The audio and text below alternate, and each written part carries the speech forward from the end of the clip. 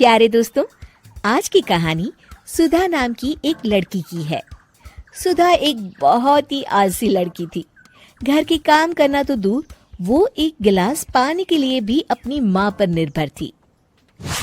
अरे अब उठ भी जा नालायक, 10 बजे तक सोती रहती है।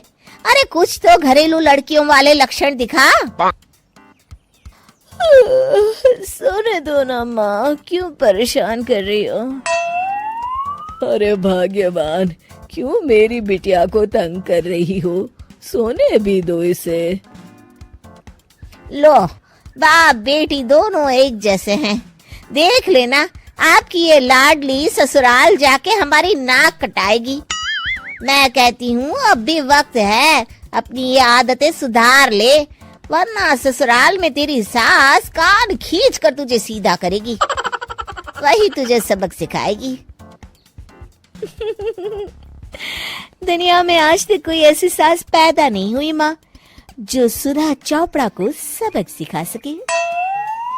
लेकिन होनी को कुछ और ही मंजूर था। सुधा की शादी एक ऐसे घर में हो जाती है जहां उसकी सास एक रिटायर्ड पुलिस वाली थी। अब कहानी में मजा आएगा। हाँ माँ, यहाँ सब बहुत अच्छा है। मेरे ससुराल के लोग भी ना बहुत मिलनसार हैं। ठीक है माँ, मुझे नींद आ रही है, फोन रखती हूँ माँ। ठीक सुबह 5 बजे। अरे जल्दी उठो भाग्यवान, वरना कयामत आ जाएगी। हैं? अरे क्या हुआ? कौन सी कयामत आ जाएगी? अरे मेरी माँ आ जाएगी। तुम नहीं जानती, इस घर में सिर्फ मेरी माँ का हुक्म चलता है। सबको सुबह 5 बजे बिस्तर छोड़कर हॉल में पहुंचना ही पड़ता है।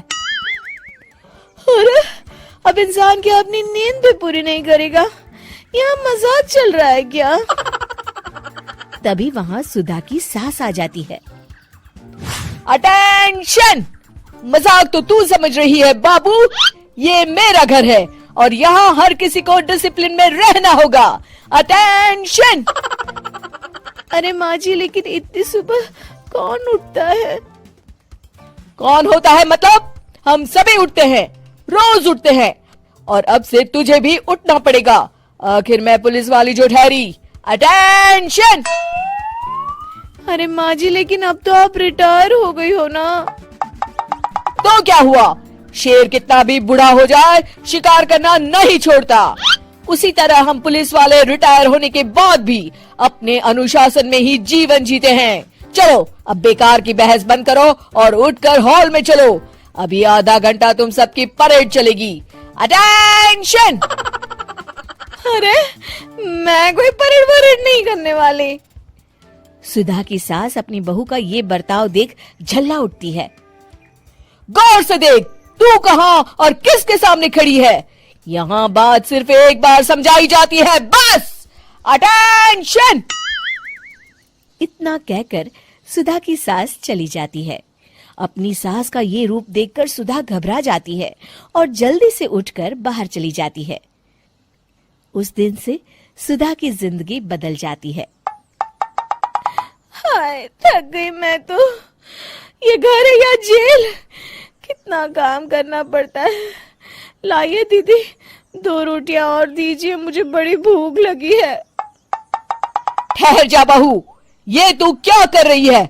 मैंने सबके खाने का हिसाब तय कर रखा है। तुम 4 रोटी से ज्यादा नहीं खा सकती और ये मिर्च मसाला भी नहीं चलेगा। मेरी बहुएं एकदम फिट होनी चाहिए।